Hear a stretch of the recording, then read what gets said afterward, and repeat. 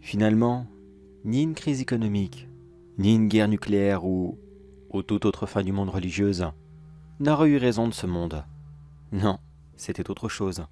Quelque chose que personne n'avait attendu. Personne n'aurait pu s'imaginer ça. Aujourd'hui, on est le 7 juin 2024 et tout s'est joué en 4 petits mois. 4 minuscules, tout petits mois qui avaient son lot de destruction massif. Et comme je vous l'ai dit, non, ce n'était pas des armes. C'était autre chose. Des dames. Oui, simplement des dames. Et attention, je ne dis pas ça dans un discours antiféministe ou quoi que ce soit d'autre. Non, non. C'était d'anciennes légendes que beaucoup de gens avaient oubliées. Et pourtant c'était bien réel. Laissez-moi donc vous raconter comment tout a commencé. Il me semble que la toute première, c'était quand déjà ? Le 7 février, il me semble. Je crois, oui. J'étais à Pékin ce jour-là. J'étais en voyage d'affaires, et c'est là que les médias ont parlé d'elle pour la première fois. Ils la décrivaient comme une ancienne déesse, ou quelque chose dans le genre, je ne sais plus trop. C'était assez compliqué, je l'avoue, je ne parlais pas couramment le chinois.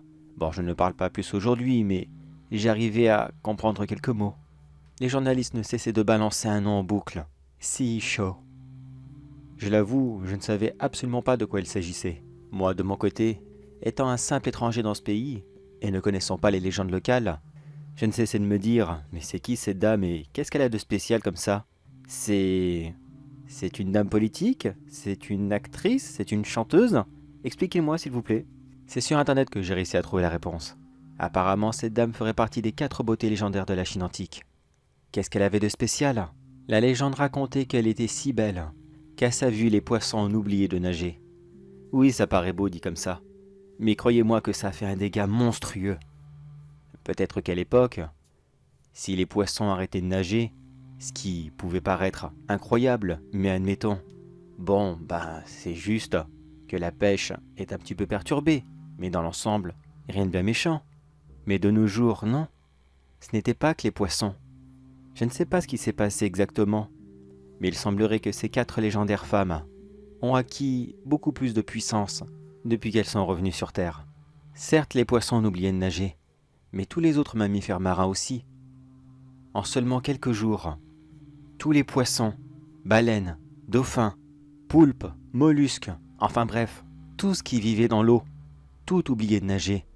Ils se laissaient dériver et ils finissaient par mourir quelques jours plus tard. Ils n'étaient même plus capables de se diriger vers leur nourriture. Ils avaient oublié, littéralement. Comme si que vous marchiez dans la rue et que soudainement, vous ne saviez plus marcher.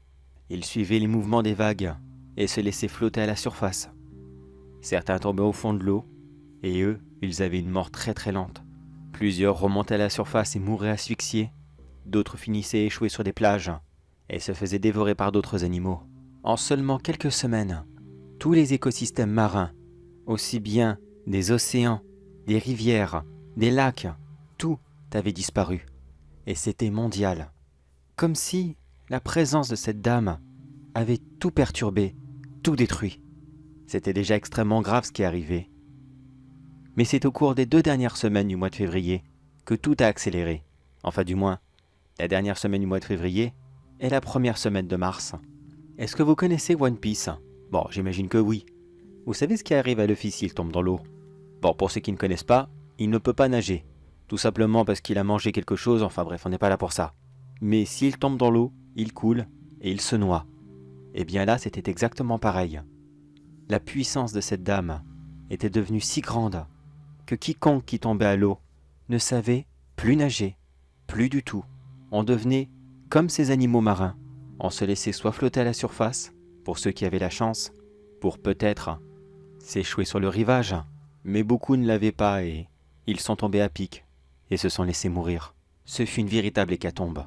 Tous les plongeurs, tous les baigneurs, tous ceux qui pratiquaient la natation pour le loisir, le sport, ou alors dans un domaine professionnel, comme la recherche, le militaire ou quoi que ce soit d'autre, tous ces gens-là, d'un coup, sont morts. Et tous les animaux du monde, qui aussi aimaient bien barboter dans l'eau, Les crocodiles, les gros serpents, les tigres, les léopards, tous ces animaux, eh bien eux aussi, ils sont morts. Vous trouvez ça horrible? Vous pensez que cela était extrêmement dramatique? Qu'on ne pouvait pas se relever de ça? Vous n'avez peut-être pas tort. Moi personnellement, je n'aime pas spécialement l'eau. Déjà premièrement, je ne sais pas nager. Alors, je ne craignais pas grand-chose. J'avoue que j'ai perdu beaucoup de familles ce jour-là. Mais je n'arrêtais pas de réfléchir et je me disais, bah, au pire, on reste sur la terre ferme et du moment qu'on a encore les insectes pour polliniser nos fruits et légumes, bah tant pis, on reste tous chez nous et c'est vraiment vraiment dommage pour ceux qui sont déjà morts et pour les animaux. Mais ça va, on peut peut-être, je dis bien peut-être, survivre à cette hécatombe. Puis est arrivé le 7 mars et la deuxième beauté légendaire est arrivée. La deuxième, Wang Shangshung. Excusez-moi la prononciation, je suis très mauvais dans cette langue. Je m'excuse d'avance. La légende disait d'elle qu'elle était si belle que les oiseaux tombaient du ciel en la voyant. Eh bien, ce fut encore le cas. À ce moment, il manquait déjà énormément d'animaux marins. Enfin, je veux dire, d'oiseaux marins. Tout ce qui était mouette, pélican, martin pêcheur, flamant rose, ils avaient tous disparu. Le peu d'oiseaux qu'il restait sont morts, seulement quelques jours après son arrivée. Et puis, quand les autres semaines sont arrivées et que son pouvoir s'est décuplé, ce fut au tour des chauves-souris, et tout ce qui savait voler sur terre aussi, mourait sur place. Enfin non, ils ne mouraient pas, ils oubliaient de voler. Donc toutes les abeilles, toutes les mouches, les moustiques, toutes ces petites bestioles ne savaient littéralement plus du tout voler. Ils furent dévorés par d'autres insectes qui n'en avaient pas besoin, tels les fourmis, les scarabées. Et maintenant que tout le monde savait que les abeilles étaient finies, qu'elles ne pouvaient plus faire leur travail, on se voyait tous déjà morts. Le peu d'arbres qui avaient été pollinisés, c'étaient les derniers. Ou alors, il fallait le faire nous-mêmes. Bon, c'est vrai que ça aurait fait énormément d'emplois. Ça, je dis pas le contraire. Et vous imaginez un petit peu la difficulté? Là aussi, on aurait pu peut-être s'en sortir. Il existe plusieurs pays dans le monde qui ont malheureusement reçu une grosse hécatombe d'abeilles, et que plusieurs saisonniers ont déjà pris la place. Il me semble même que c'est ici, en Chine d'ailleurs. Je ne suis pas sûr, corrigez-moi si je me trompe. Mais il me semble qu'on les appelle les femmes abeilles, c'est ça? Ces saisonnières qui pollinisent les fleurs? Je sais pas, je sais plus du tout. Puis quelque chose d'autre est arrivé. Non, pas la troisième beauté. Enfin si, elle est arrivée, mais un peu plus tard. C'était durant la première semaine d'avril. Soudainement, tous les pilotes du monde, aussi bien avions, hélicoptères, des militaires, des civils, sociétés privées, quiconque avait un brevet de pilote, ne savait plus l'utiliser. Mais alors, plus du tout. Tous les avions qui étaient dans le ciel, ils se sont tous crashés, provoquant des dizaines et des dizaines d'accidents partout dans le monde. D'immenses Airbus et Boeing s'écrasaient un peu partout dans les grandes villes. Et je ne peux malheureusement pas faire d'autres descriptions car je risquerais d'avoir quelques problèmes si vous voyez ce que je veux dire. Bref, ça a été un carnage, un véritable carnage. Et c'est là qu'on comprit que on ne pourrait plus jamais utiliser l'aviation pour nos déplacements. Plus jamais. Là, ce fut un énorme frein. Tous les pays du monde devaient travailler ensemble pour produire à échelle locale qu'on aurait pu après se partager afin de pouvoir continuer à avoir une vie à peu près normale avec des ressources ciblées localement. Car je vous rappelle maintenant que l'agriculture était devenue beaucoup plus compliquée. On ne pouvait plus se permettre de faire 150 champs de maïs, 150 champs de blé, et ainsi de suite. Il fallait tout concentrer en une seule fois, et que tous les pays partagent bien ensemble. Et là, malheureusement, c'était devenu beaucoup plus difficile. Puis le 7 avril est arrivé, et la troisième beauté légendaire aussi, Diaochang. Là encore, excusez-moi de la prononciation. On dit d'elle qu'elle est si belle que la lune perd son éclat en la voyant. Et, encore une fois, ce fut correct. Plus rien ne venait vers nous. On était complètement dans le noir complet. Bon, là vous allez me dire, dans le noir, la nuit, bon, c'est un petit peu fait pour ça. Oui, c'est fait pour ça. Mais, à votre avis, pourquoi est-ce qu'on ne la voyait plus, la lune? Restez un minimum sérieux. Si on voit la lune la nuit, c'est uniquement grâce au reflet du soleil sur elle. Bon, après, je ne vais pas vous faire un cours d'astronomie non plus. J'espère que vous savez tous comment ça fonctionne. Et justement, vous croyez vraiment que cette petite dame allait arriver comme ça sur Terre, avec un immense parasol qu'elle allait mettre entre la lune et le soleil, pour qu'on ne puisse plus la voir. Non, non, pas du tout. La lune a disparu. Ne me demandez pas comment, je n'en ai aucune idée. Mais à son arrivée, la lune était partie. Et là par contre, ce fut le début des catastrophes monstrueuses. Les marées étaient complètement déréglées. Des villes entières se sont fait submerger, alors qu'à la base, elles ne risquaient absolument rien. Des pays ont été rayés de la carte. La mer s'est retirée par endroits ayant laissé des nouvelles terres, mais inutilisables. Des années de sable salé s'étaient déposés au fond et ne laissaient que de grands déserts arides. Et je ne vous parle même pas de toutes les tempêtes qui se sont abattues un peu partout. Ce fut un véritable carnage. Et non, ce coup-ci, durant les dernières semaines, il n'y a pas eu de différence. Et encore heureux, qu'est-ce que vous voulez qu'elle fasse de plus? Elle nous avait déjà tous détruits. Seuls les pays qui vivaient au centre des continents, comme l'Autriche, la Suisse, le nord de la Chine, l'Inde, la Mongolie, et j'en passe. Seuls ces pays étaient à peu près épargnés. Je dis bien à peu près car eux aussi ils souffraient. Vous imaginez bien que non, ce n'était déjà plus possible. Plus du tout possible. Les voies maritimes étaient devenues impraticables. Plus aucun bateau ne pouvait passer là où on avait l'habitude. Il fallait tout redessiner, mais tout était devenu si difficile. Les océans ne cessaient jamais de bouger. Impossible de tracer le moindre itinéraire sûr. Plus aucun bateau de toute façon, pour le peu qui restait. Plus aucun supertanker, rien. Plus rien. Il n'y avait plus de plateforme pétrolière pour fournir quoi que ce soit. On était complètement détruits. Ah et bien sûr, bon ça vous vous en doutez, on n'avait plus d'internet.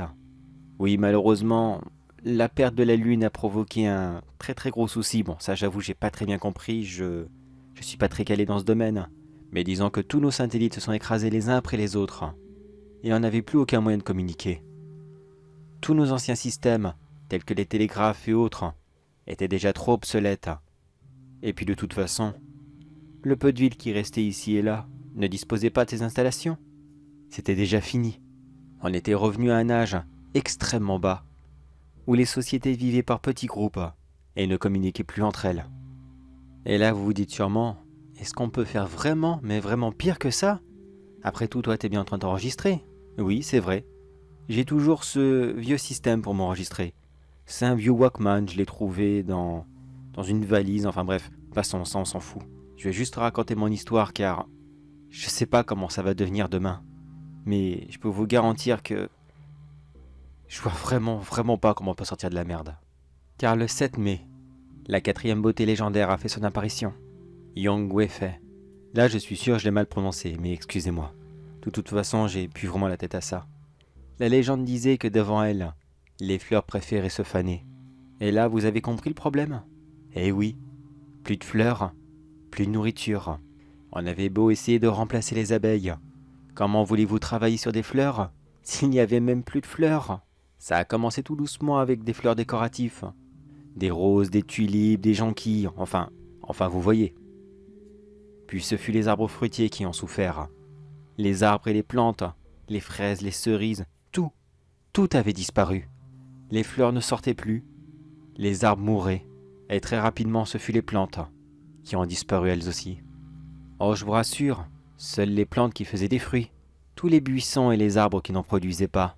L'herbe aussi ne fait pas de fleurs. Eh bien, c'est tout ce qui nous reste, rien d'autre.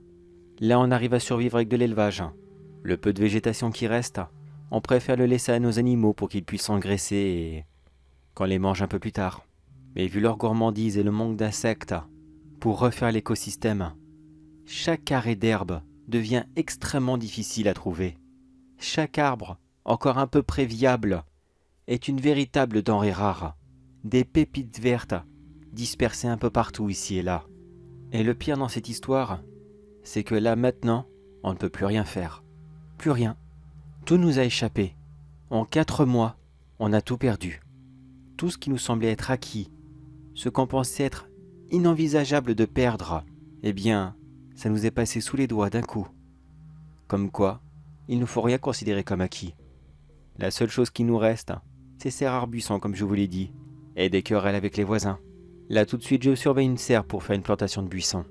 Moi et le village qui a bien voulu me recueillir, on essaye de reboiser une petite zone pour un éventuel élevage de chèvres. On espère vraiment que ça va marcher, mais les voisins ne sont pas vraiment d'accord pour partager, et ils aimeraient bien nous les prendre. Bon, c'est pas tout ça, mais moi je veux retourner à mes rondes maintenant. Il ne faudrait pas qu'on se les fasse voler. Ça serait vraiment la fin pour nous. Ah, et les 4 beautés? Eh bien, je ne sais pas. Figurez-vous qu'elles ont disparu. Enfin disparu. Non, elles sont sûrement là. Mais elles ont apparu sur Terre, elles ont fait leurs dégâts, et plus rien. On n'a plus de nouvelles. Peut-être que même l'une d'entre elles est là, en train de passer à 3-4 km de moi, et je ne le sais même pas. Est-ce qu'elles étaient conscientes de ce qu'elles faisaient?